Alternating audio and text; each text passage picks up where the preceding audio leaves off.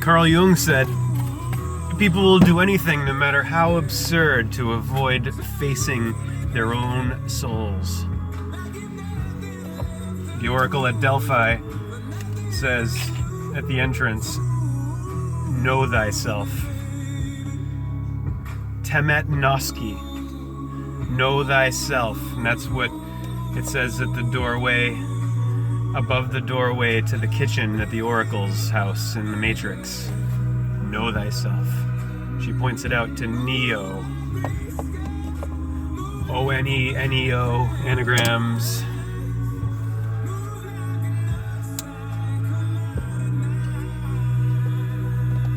Reducing to 34 in gematria. Same as the word free, F-R-E, 4 and 3, 7.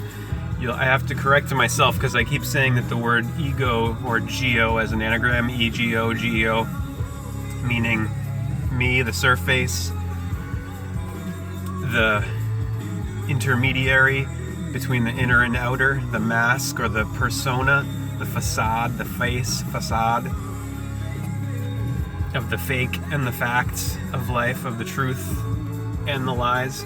I keep saying that it's 18, but it's actually 27, but it reduces to 9, just like this. That's why I keep getting them mixed up. And then the word me, M-E, or E-M the other way, anagram, M in the middle, number 13. 13 plus 5, E is 5, of the ether, of the quintessence, of the fifth essence, of energy, of within, in, N, meaning the same. Entrance and trance. The mid-L of the equator of 3 at the eastern position of the house of the rising sun. M and E, 13 plus 5, 18. Same as D-I-E, 4 plus 9, 13 plus 5, 18. Me and die at the midline of life and death. Life, death, light, dark, sunrise, Horus, arise, Aries, sunrise, right ascension, Ra, Re, sunset, truth and lie, fact and fiction, reality, illusion, light, dark, Luke, Darth, El Shaddai, with his Shad, devil in Hebrew, Shad, of the shadow, the unreal, illusory shadow of Plato's cave, projected on the wall, from the illumined bearing the light, the torches in the Taurus Theodore, from behind, projecting the illusory shadows on the wall on the flat screen, HD for the masses, H8D4, 12, 1, 2, 3, 3, high def Phoenician, distraction, mass distraction for the masses, misdirection, magic of the magi's of the midline of M, number 13 of the 26 letter alphabet. And as I said before, God equals 26, 26 weeks of spring summer, 26 weeks autumn winter, 52 now equaling 52, Aries equaling 52, Earth and heart equaling 52, 5 and 2, 7. 7 days of deity of the days of the week. Today's day is Saturn's day. Saturn, the only one of the 7 that has its Latin name. All the other ones are Norse. Sunday, the sun is a Norse name. Monday, Mon is moon. Tuesday, Mars. Wednesday, Wednes, Woden's. Thursday, Thor. Friday, Freya, which is Venus. Frau, Aphrodite. Frigg.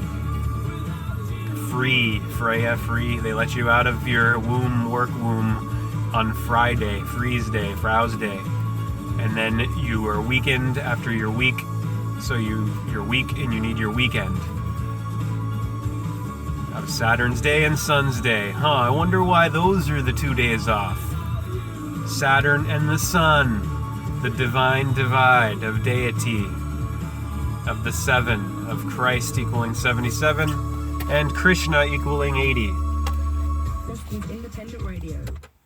Now we're going to return to the Bhagavad Gita and continue reading on this January Janus, Aries, Arise to Aries. Coming up to Aquarius soon, Aqua Osiris. We're in Capricorn still. Of the Winter Valley in the Northern Hemisphere, of Death Valley, where birth and death occur at 6 o'clock at the Tropic of Capricorn. You arise out of the tomb into Aries of the spring, of rebirth, resurrection, in the right ascension direction of Ra, God's Son, light of the world. Hare Krishna. So we're in the theory of avatars. Krishna is an avatar, he's an avatar. He takes on forms throughout history when humanity is, as a whole, and human values as a whole are threatened. This is when Krishna incarnates. Or Christ returns. Yeah, same thing. And it's mythology and legend. This is not historical. This is mythological and mystical, existing beyond, transcendental. God is an immortal spirit who belongs to everyone.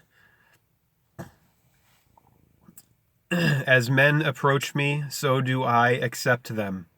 Men on all sides follow my path, O Partha. Those who desire the fruition, the fruit, ion, of their works on earth, offer sacrifices to the gods, the various forms of the Godhead.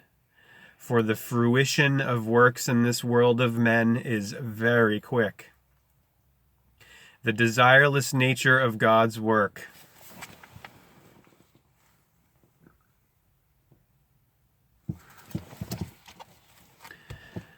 The fourfold order, and there's a footnote here, the fourfold order is the caste system. The emphasis is on guna, or aptitude, and karma, or function, and not jati, or birth.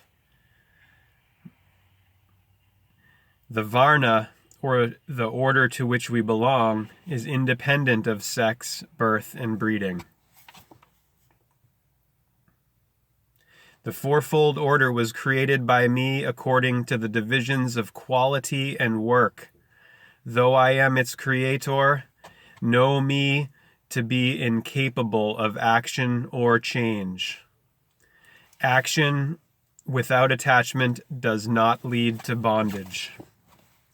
Works do not defile me, nor do I have yearning for their fruit.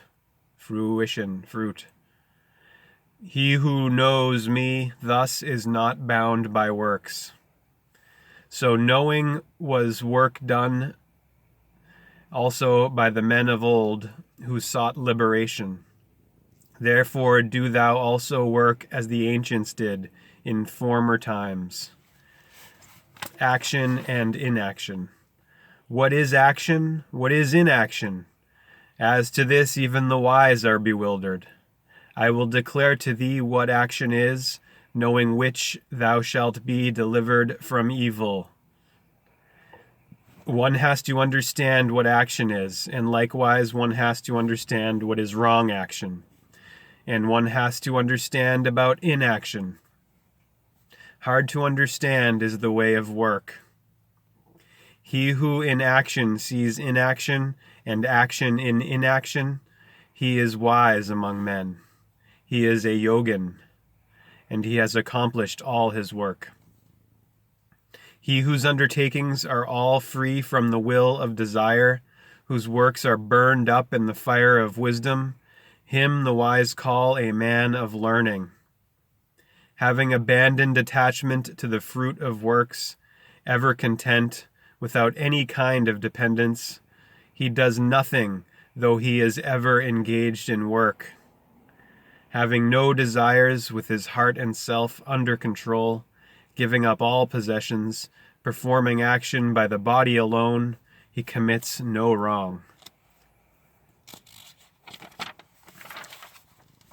He who is satisfied with whatever comes by chance, who has passed beyond the dualities of pleasure and pain, who is free from jealousy, who remains the same in success and failure.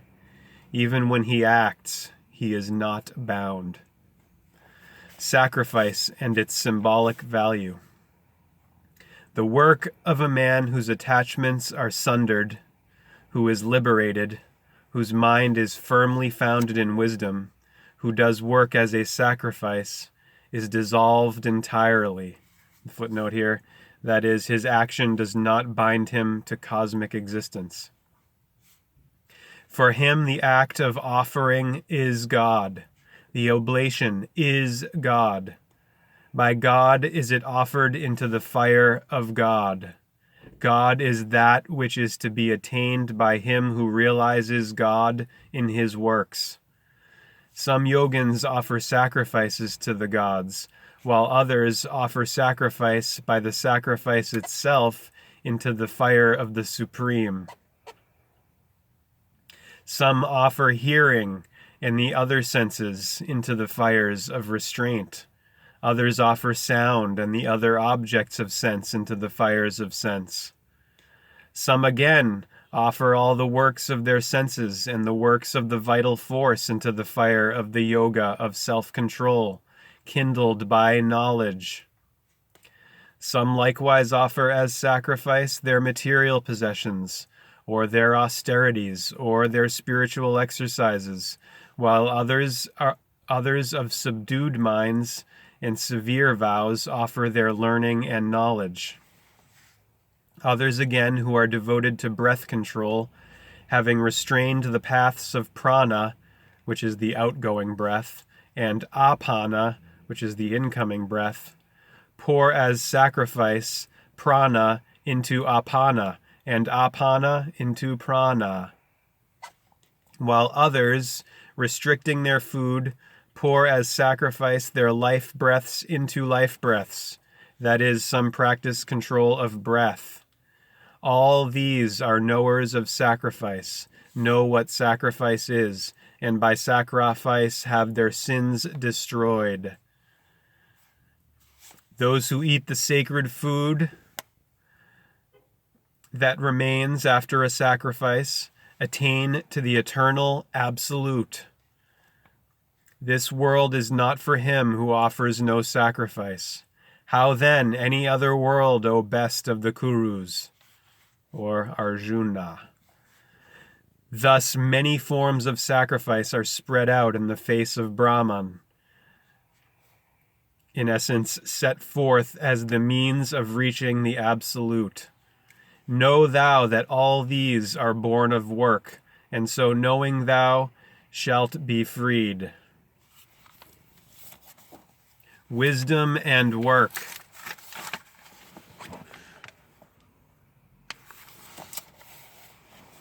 Goodness me, this binding is really coming undone. I got to be careful.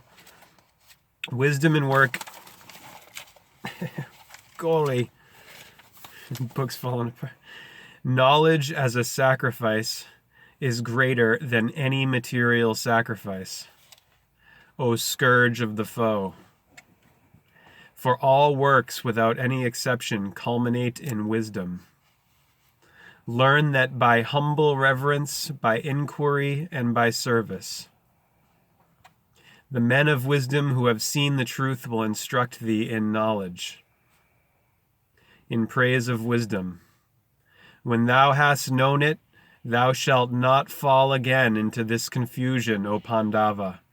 For by this thou shalt see all existences without exception in the self, then in me. Even if thou shouldest be the most sinful of all sinners, thou shalt cross over all evil by the boat of wisdom alone. As the fire which is kindled turns its fuel to ashes, O Arjuna, even so does the fire of wisdom turn to ashes all work. There is nothing on earth equal in purity to wisdom. He who becomes perfected by yoga finds this of himself, in his self, or Atman, in course of time. Faith is necessary for wisdom. He who has faith, who is absorbed in it, in essence wisdom, and who has subsued his senses gains wisdom, and having gained wisdom, he attains quickly the supreme peace. I'll stop there for now. It's the end of part 7. We're on page 119. Faith is necessary for wisdom.